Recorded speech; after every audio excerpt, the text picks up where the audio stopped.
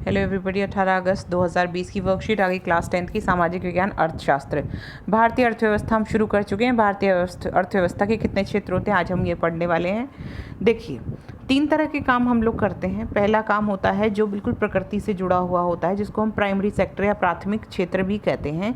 इसमें कृषि और उसके सहायक कार्यों को गिना जाता है। दूसरा होता है ऐसा क्षेत्र जहाँ पर हम लोग जो प्राथमिक क्षेत्र के उत्पाद हैं, प्राथमिक क्षेत्र यानी कि फसल है, फल हैं, सब्जियां हैं, उनकी मदद से उनका इस्तेमाल करते हुए या उनको एज कच्चा माल उपयोग करते हुए जब हम कोई और नई चीज़ का, नई वस्तुओं का विनिर्माण करते हैं तो हम उसको कहते हैं द्वितीय क्षेत्र यानी कि सेकेंडरी सेक्टर। फिर होता है तीसरा क्षेत्र। ये क्या होता है? ये जो गतिविधियां हमने की हैं इसका उत्पादन करना। ये जो दोनों तरह के प्रोडक्ट हम बना रहे हैं, इन दोनों प्रोडक्ट्स का यानी प्राथमिक क्षेत्र और द्वितीय क्षेत्र में जो भी चीज़ें बन रही हैं उन चीज़ों का उत्पादन करना, उन चीज़ों को बाज़ार में ले जाकर बेचना, उनको ऐसी फॉर्म में पैक करना या ले जाना या ऐसे काम करना जिससे इसमें सुविधा हो। ये 3 तरह के क्षेत्रों में भारतीय अर्थव्यवस्था को डिवाइड किया जाता है, बांटा जाता है। चलिए अब शुरू करते हैं। एक बार पढ़ते हैं क्या कहा गया है और क्या नहीं कहा गया है। भारतीय अर्थव्यवस्था के क्षेत्रक। चलिए शुरू करते हैं। प्राथमिक क्षेत्रक शुरू करें पढ़ना। वह क्षेत्रक जिसमें प्राकृतिक संसाधनों का प्रयोग करके वस्तुओं का उत्पादन किया जाता है। बेटा ये याद करनी है, ये टर्मिनोलॉजी आपको पता होता है, आपको समझ होती है, लेकिन जब आपको लिखने का वक्त आता है और लिखने का मौका मिलता है तो आप कंफ्यूज होते हैं। देखिए क्या लिखना है। वह क्षेत्रक जिसमें प्राकृतिक संसाधनों का उपयोग करते हुए वस्तुओं का उत्पादन किया जाता है उसको प्राथमिक क्षेत्र कहते हैं। जिसमें कृषि और सहायक क्षेत्र हैं, जैसे कि कृषि, मछली पालन, मधुमक्खी पालन, रेशम का बनाना, रेशम के कीड़ों का वो करना, नमक बनाना, ये सब प्राथमिक क्षेत्र के उपकाम माने जाते हैं। ठीक है बच्चे, ये सारे क्या हैं? प्राथमिक क्षेत्र के कार्य हैं। अब हम आते हैं द्वितीय क्षेत्र। वह क्षेत्रक जिसमें प्राथमिक क्षेत्रक से प्राप्त वस्तुओं को लेकर नई वस्तुओं का विनिर्माण किया जाता है उसे द्वितीय क्षेत्रक। जैसे कि फैक्ट्रियाँ, भवन निर्माण, सारी जितना भी आपके आसपास कोई चीज़ बन रही है वो सब द्वितीय क्षेत्रक में आती है। तृतीय क्षेत्रक यानी टर्शियरी सेक्टर होता है प्राथमिक और द्वितीय क्षेत्रक के उत्पादन गतिविधियों में सहायता करता है। इसे सेवा क्षेत्रक भी कहते हैं, जैसे कि बैंकिंग, परिवहन, ये सब चीज़ें भी तो ज़रूरी हैं। अस्पताल, स्कूल, इन सब में जो काम कर रहे लोग हैं वो सब तृतीय क्षेत्रक का हिस्सा है। ना तो वो कोई प्रोडक्ट बना रहे हैं, ना कोई उत्पाद बना रहे हैं, लेकिन वो क्या दे रहे हैं बेटा? वो सेवा उत्पादन कर रहे हैं। यहाँ पर दोनों जगह कुछ ना कुछ उत्पादन हो रहा है, लेकिन तृतीय क्षेत्रक में हमेशा सेवा का ही उत्पादन किया जाता है। आगे चलते हैं। सकल घरेलू उत्पाद। सकल घरेलू किसी विशेष वर्ष में, बिल्कुल ध्यान से सुनिएगा, किसी विशेष वर्ष में यानी एक वर्ष में प्रत्येक क्षेत्रक द्वारा उत्पादित जो भी चीज़ें जिस भी क्षेत्र में बनी हो, प्राथमिक में, द्वितीयक में, तृतीयक में, उत्पादित अंतिम वस्तुओं व सेवाओं का मूल्य, जो भी फाइनल प्रोडक्ट बना है और वो बेचने के लिए तैयार है, फाइनल प्रोडक्ट जिसको बेचा जा रहा है, अंतिम वस्तु और सेवाओं का मूल्य उस वर्ष में देश के कुल उत्पादन की जानकारी प्रदान करता है और इसके योगफल को कहते हैं सकल घरेलू उत्पाद। एक साल में, एक वर्ष में देश के तीनों अर्थव्यवस्था के तीनों क्षेत्रकों द्वारा उत्पादित, निर्मात जो भी बनाया गया है, उत्पादन किया गया है या सेवा दी गई है, उसका अंतिम वस्तु या सेवा का मूल्य को अगर जोड़ दिया जाए तो आता है आपका सकल घरेलू उत्पाद। ठीक है बच्चा, बिल्कुल ध्यान से पढ़ना है और याद करना है। सकल घरेलू उत्पाद किसको कहते हैं? किसी विशेष वर्ष में प्रत्येक क्षेत्रक द्वारा उत्पादित अंतिम वस्तु सेवाओं का मूल्य उस वर्ष में देश के कुल उत्पादन की जानकारी प्रदान करता है। तीनों क्षेत्रक के उत्पादनों के योगफल को देश का सकल घरेलू उत्पाद भी कहते हैं। अब यहाँ पर एक शब्द आया अंतिम वस्तुओं और सेवाओं का मूल्य। ये किस लिए जोड़ा गया? देखिए, ये इसलिए जोड़ा गया, दोहरी गणना की समस्या आ जाती थी। एक ही चीज़ का हम 2 बार वैल्यू निकाल लेते हैं। जैसे कि हमने आम उगाए तो आम की वैल्यू गिन ली, फिर उस आम से हमने अचार बना लिया तो अचार की वैल्यू गिन ली। समझ रहे हैं? तो आपने एक ही चीज़ की 3-4 बार वैल्यू जोड़ लेते हैं। दोहरी गणना की समस्या उत्पन्न होती है जब राष्ट्रीय गणना में सभी उत्पादों के उत्पादन मूल्य को जोड़ा जाता है। इसमें क्या होता है? कच्चे माल का मूल्य भी जुड़ जाता है। अतः समाधान के लिए केवल अंतिम उत्पाद के मूल्य की ही गणना की जाती है। मैंने आपको बताया ना कि अंतिम उत्पाद की गणना क्यों की गई? ताकि उस उत्पाद को 2-3 बार उत्पादन मूल्य पर ना जोड़ा जाए। कि ऐसा क्यों होता है? देखिए, जो खेत में बना है आम, वो खेत के लिए अंतिम हो गया। खेत के लिए क्या हो गया? अब जब वो कहीं और जा रहा है तो वो कच्चे माल के रूप में हो गया, है ना, तो उसकी वैल्यू कच्चे माल में भी जुड़ गई और फाइनल प्रोडक्ट में भी, उत्पाद में भी जुड़ गई, इसलिए ऐसा हो गया। प्राथमिक क्षेत्र में कितना किसका उत्पाद रहा है ये देखिए। प्राथमिक क्षेत्र में पहले 71-72 में 40% प्राथमिक क्षेत्र से, 25% द्वितीय क्षेत्र से और 35% सेवा क्षेत्र से या तृतीय क्षेत्र से आता था। 2011-12 में 15% रह गया प्राथमिक क्षेत्र, 25% रहा, ये सेम टू सेम रहा विनिर्माण क्षेत्र जिसको हम कहते हैं द्वितीय क्षेत्र। लेकिन सेवाओं का योगदान, तृतीय क्षेत्र का योगदान लगभग 60% हो जाता है आपके सकल घरेलू उत्पाद में, यानी सबसे ज़्यादा उत्पादन कौन दे रहा है? सेवा। रोजगार में विभिन्न क्षेत्र, अब देखो सेवा में इसको कंपेयर करने की कोशिश करना ताकि आपको समझ में आए क्या क्या कारण है।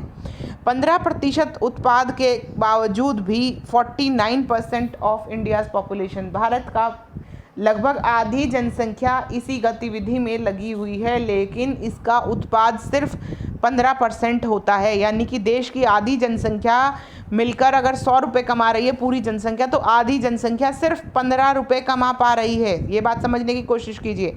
देश की आधी जनसंख्या खेती कर रही है लेकिन सिर्फ 15 रुपये कमा रही है, 15 रुपये ही कमा रही है। बाकी ये ठीक है, द्वितीय क्षेत्र में 24% लोग हैं और लगभग 25% ही वहाँ पर लोग कमा रहे हैं और उतना ही लगभग वहाँ पर पॉपुलेशन एम्प्लॉयड है। लेकिन यहाँ देखिए 27% क्षेत्र है, 27% काम करने वाले लोग, यानी कि 27 लोग मिलकर 60 रुपये कमा लेते हैं, सिर्फ 27 लोग मिलकर 60 रुपये कमा लेते हैं, जबकि 49 लोग मिलकर सिर्फ 15 रुपये कमा पाते हैं। ये है देश की समस्या, हमें दिखाई नहीं देती।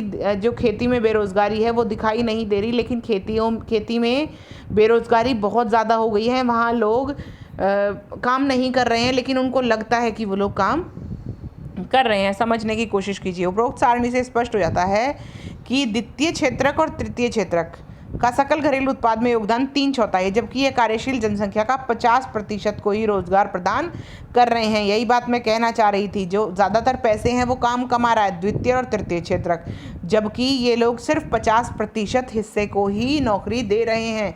बाकी 50% हिस्सा जो कृषि कर रहा है या प्राथमिक क्षेत्र में काम कर रहा है उसको सिर्फ 15 रुपये कमाने का ही मौका मिल रहा है। पिछले कुछ वर्षों में अर्थव्यवस्था के प्राथमिक क्षेत्र पर निर्भरता कम हुई है, परंतु ये अभी भी कुल कार्यरत जनसंख्या के लगभग 50% आबादी को रोजगार प्रदान करता है। इससे अभिप्राय यह है कि कृषि में आवश्यकता से अधिक लोग कार्यशील हैं।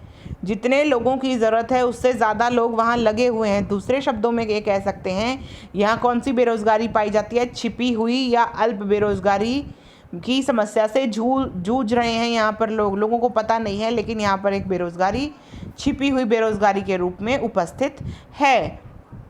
अब चलते हैं आगे। पहला सवाल, भारतीय अर्थव्यवस्था के तीनों क्षेत्रकों की तुलना कीजिए।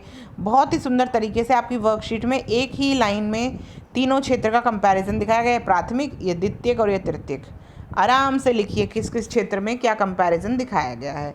आपको एग्जाम्पल से भी समझाया गया है कि प्राथमिक क्षेत्र में कौन से, जैसे कृषि, मत्स्य पालन वगैरह आता है, और दूसरे में फैक्ट्रियाँ, भवन निर्माण आता है, और तीसरे में बैंकिंग, परिवहन या टीचिंग, डॉक्टरी जो भी चीज़ें आती हैं। नेक्स्ट, सकल घरेलू उत्पाद से आप क्या समझते हैं, क्या वर्णन कीजिए। यहाँ पर बहुत सुंदर तरीके से सकल घरेलू उत्पाद की डेफिनेशन दी गई है, ध्यान से पढ़िए और ध्यान से ही लिखिए। किसी विशेष वर्ष में प्रत्येक क्षेत्रक द्वारा उत्पादित अंतिम वस्तुओं व सेवाओं के मूल्य के योग को देश का सकल घरेलू उत्पाद कहते हैं। इसको यहाँ तक लिखिएगा, के मूल्य के योगफल को देश का सकल घरेलू उत्पाद कहते हैं। इसको लिखने की ज़रूरत नहीं है, ये वाली लाइन को आपको लिखने की ज़रूरत नहीं पड़ेगी। आगे चलते हैं। अगला क्वेश्चन कहता है, छिपी हुई बेरोजगारी का वर्णन कीजिए। मैंने आपको क्या बताया, कृषि क्षेत्रक में लगे लोग अल्प बेरोजगारी की समस्या का सामना करते हैं। यह बेरोजगारी छिपी हुई है। इस प्रकार की बेरोजगारी को हम छिपी हुई बेरोजगारी कहते हैं, यानी कि कुल कार्यरत संख्या के लगभग 50% लोग यहाँ रोजगार दे हैं, लेकिन कृषि में आवश्यकता से अधिक लोग कार्यशील हैं। जब कहीं पर आवश्यकता से अधिक लोग काम कर रहे हैं, किसी काम को कर रहे हैं, तो ऐसी बेरोजगारी को हम छिपी हुई बेरोजगारी कहते हैं। अगला क्वेश्चन कहता है, 2011-12 में सकल घरेलू उत्पाद में अर्थव्यवस्था के किस क्षेत्र का योगदान सबसे अधिक है?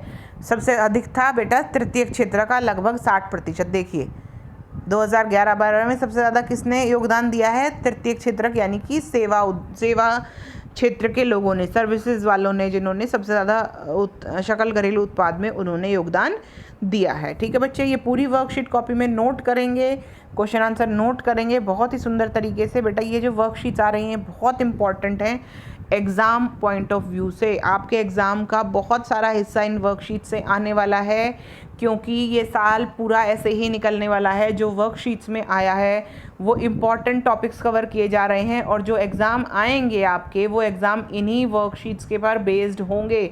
बहुत ध्यान से सुनिए, अगर देखना नहीं चाहते, आंखें दुखती हैं, तो वीडियो को ऑन करके साइड रख लीजिए, सुनते रहिए, चीज़ों को समझते रहिए। देखिए हर बच्चे को वीडियो भेजना मुश्किल होता है, इसलिए हमने यूट्यूब चैनल बनाया है ताकि सारे बच्चे एक साथ एक वीडियो को देख सकें एक जगह जाकर। तो प्लीज़ इस वीडियोस को देखिए, शेयर कीजिए, अपने दोस्तों को समझाइए, और 10वीं बोर्ड की परीक्षा है, थोड़ा सा ध्यान दीजिए बच्चे अभी से। मिलते हैं अगली वर्कशीट में। Bye bye, take care, good night.